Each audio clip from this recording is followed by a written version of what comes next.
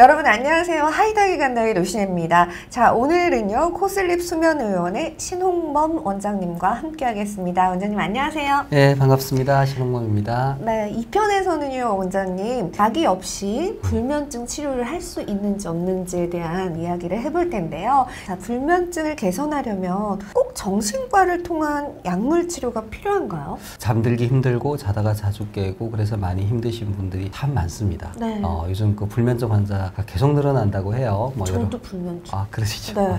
네. 실제 이제 우리가 참 바쁘잖아요. 거의 24시간 생활하시는 분도 있고 교대 근무하시는 분도 있고 또 밤에 할 게 너무 많아요. 인터넷, 유튜브 이런 너무 많고 그러니까 좀 생활이 불규칙해지고 스트레스도 상당히 심합니다. 최근에 코비드 불면증이 또 문제가 된다 이런 게 WHO에서 얘기한 것도 제가 봤는데 사실 이 스트레스하고 불면증은 피할 수가 없고요. 우선 이제 불면증 약물 치료가 필요한가라는 건데 불면증에 도움이 되는 약물은 있습니다. 네. 그걸 우리가 뭐라 그러죠? 수면제라고 하죠. 예, 수면제라고 하고 있습니다. 당연히 그 식약처에서 허가해서 처방할 수 있도록 만든 약이니까 당연히 일정한 부분의 안전과 효능이 이제 입증이 되어 있는 거죠. 그래서 그 약물 치료가 될 때 필요 없다, 약을 먹으면 안 된다 이런 말씀을 드리려고 하는 건 아니고요.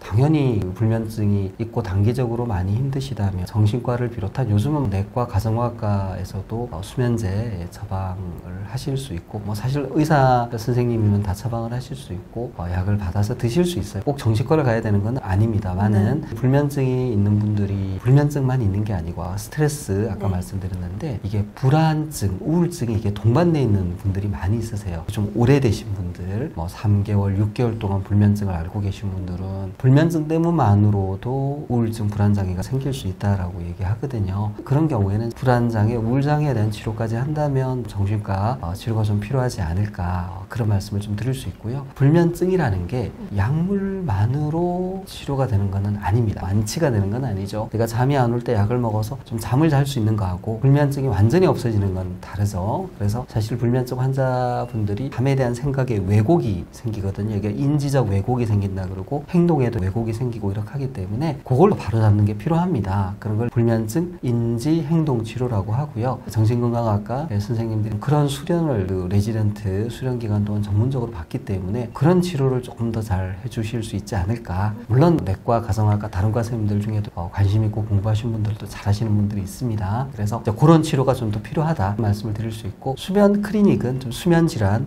불면증을 포함한 여러 가지 질환을 같이 진료하는 곳이거든요. 불면증만 있는 분도 있지만 불면증에 수면무호흡증이나 다른 하지불안증이 겹쳐 있는 경우도 있기 때문에 수면 질환을 좀 종합적으로 보기 위해서는 수면 클리닉에서 잠을 찍어보는 수면 다운 검사를 받는다든지 전문적인 그런 치료를 받으실 수도 있습니다. 불면증이 있을 때 약물 치료는 초기에 단기간 필요하고 도움이 된다. 근데 이게 이제 좀 오래 지속이 돼서 한 달, 석 달 지속될 때는 좀 더 전문적인 치료를 받는 게 필요하고 인지행동 치료라는 게 있고 또 이게 정신건강학과 수련을 받으신 분들이 조금 더 그쪽에 스페셜티가 있다. 그 외에도 수면 클리닉에서 검사를 비롯해서 또 종합적인 진료가 가능하다. 이렇게 말씀드릴 수 있겠습니다. 불면증 치료에 처방되는 인지행동요법이 과연 무엇인지도 궁금해요. 네, 사실 이제 이 불면증은 어떻게 보면 이제 뇌의 문제죠. 우리가 뇌가 잠을 자야 됩니다. 그렇죠. 뇌의 문제고 생각의 문제이기도 하고요. 사실 불면증이 있으신 분들은 꼭 야간만 괴로우신 게 아니에요. 맞아요. 아침에 힘들게 일어나시죠. 낮에 피곤하고 졸리죠. 무기력하고 기억력도 떨어지고 그리고 아무것도 하기 싫죠. 몸을 잘 안 움직이시고 이게 24시간 문제입니다. 24시간 프로블럼이죠. 그래서 그런 것들을 전반적으로 교정하고 이러는 게 필요한데요. 우선은 인지행동치료를 말씀드리기 전에 이게 24시간 문제고 생활 습관의 문제이기 때문에 이 불면증과 관련되는 습관을 좀 교정하는 게 필요하다. 그러니까 잠에 도움이 되는 습관을 늘리고 방해가 되는 습관을 줄인다면 잠을 잘 잘 수 있지 않겠냐. 그래서 이걸 정리해서 얘기하는 게 수면 위생이라는 게 있습니다. 수면위생 들어보셨는지 모르겠는데 내가 잠을 잘 자기 위해서 이거는 좀 지키자. 근데 크게 힘들지 않더라도 그 중에 하나가 일정한 시간에 자고 일정한 시간에 일어나는 게 중요해요. 이게 수면 리듬을 만드는 기본이고요. 카페인 멀리하고 커피, 콜라, 녹차 등등 특히 저녁에 드시는 건 안 되고 술도 해롭다. 그리고 낮에 활동을 많이 하셔야 됩니다. 운동을 하는 거죠. 적절하게 운동을 해야 된다. 그리고 적어도 불면증으로 고생하시는 분은 낮잠을 안 자는 게 좋습니다. 일반인은 낮잠을 잘 수 있어요. 나 불면증으로 괴로워요. 내 어젯밤에 못 자서 힘드니까 나 낮에 자버려야지. 그러면 그것 때문에 밤잠에 방해를 받습니다. 내가 지킬 수 있는 범위 내에서는 최대한 노력을 하셔야 되고요. 인지적인 왜곡을 교정하는 거 좀 말이 어려운데 삶에 대한 잘못된 생각을 바꿔야 돼요. 사실 불면증 환자분들은 나는 잠을 못 자, 나는 잠 못 자는 문제가 있어, 근데 이걸 고칠 수 없을 거야, 오늘 밤에도 잠을 못 잘 거야, 이런 형태의 잘못된 믿음을 가지고 있습니다. 이걸 고쳐야지 됩니다. 그리고 이제 잠에 대해서 과도하게 잘못 생각하고 있는 게 있습니다. 뭐 꼭 8시간을 자야 된다, 잠을 못 자면은 내일 당장 내가 큰 병에 걸릴 거야, 뭐 이런 것들이 잘못돼. 이런 걸 인지적인 왜곡이라고 얘기하고 그걸 교정하는 것이 필요하고요. 사실 밤에 그런 생각을 하는 게 전혀 도움이 되지 않거든요. 그래서 밤에 잠이 안 올 때는 그런 생각을 하지 말고 머리를 좀 비울 수 있는 다른 생각, 뭐 책을 읽는다든지 아니면 이완을 하는 그런 여러 가지 방법을 배워서 실천을 해보는 게 필요하고요. 네. 이런 형태로 잠에 대한, 잠과 관련된 잘못된 생각을 고치는 게 인지치료. 행동치료는 어떤 게 있느냐 하면 잠에 도움이 되지 않는 행동이 있습니다. 그걸 줄이고 도움이 되는 행동을 늘리는 건데, 가장 불면증 환자분들이 잘못하시는 게 잠이 오지 않는데 억지로 누워있는 거예요. 힘드니까. 그죠? 잠이 오지 않는데 그럼 서 있습니까? 이렇게 물어보면 사실은 잠이 오지 않으면 저 누워 계시면 나는 잠을 안 자고 그냥 너무 피곤해서 누워서 쉰다라고 생각하시는데 그때 얕은 잠을 자거든요.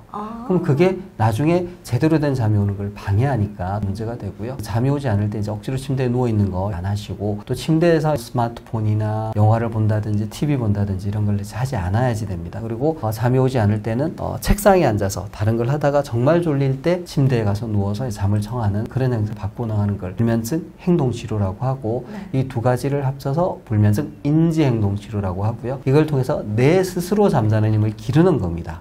예, 그래서 이제 이 자신감을 통해서 밤에 긴장이 떨어지니까 훨씬 더 잠을 쉽고 편하게 잘 수 있고, 이런 인지행동 치료를 통해서 스스로 잠자는 힘이 생겨야지 우리가 수면제를 끊을 수가 있는 거죠. 네. 사실 이제 수면제를 늘 드시는 분들은 수면제 없이 잘 힘이 없어요. 길러야 되는 거죠. 뭘 통해서 기르느냐? 인지행동 치료를 통해서 내가 스스로 잠을 잘 수 있다는 자신감이 생기면 수면제를 중단하는 데 대한 이제 불안, 두려움을 줄일 수가 이제 있게 되는 거죠. 네. 그래서 불면증 인지행동 치료가 수면제를 극복할 수 있는 의학적으로 검증이 돼 있는 그런 치료법이다라고 말씀을 드릴 수 있고요. 네. 불면증 인지행동 치료는 사실은 뭐 하루 이틀 만에 되는 건 아니에요. 우리가 불면증이 하루 이틀 만에 생기지 않잖아요. 맞아요. 예, 그래서 그런 걸 배우시고 일정 기간 하셔야 되고, 보통 한 6번에서 8번 정도 그런 교육을 받고 배운 거를 실천하시는 이제 그런 게 필요하고요. 인지행동 치료에 이제 물론 포함이 돼서 얘기도 하지만 정말 중요한 게 긴장을 낮추는 거예요. 긴장을 낮추는 거. 복식 호흡이라든지 요가나 스트레칭이나 이런 것들이 긴장을 낮추는 데 도움이 되니까 그런 것들을 배워서 적극적으로 하시는 게 도움이 될 것 같습니다. 네, 알겠습니다. 요즘에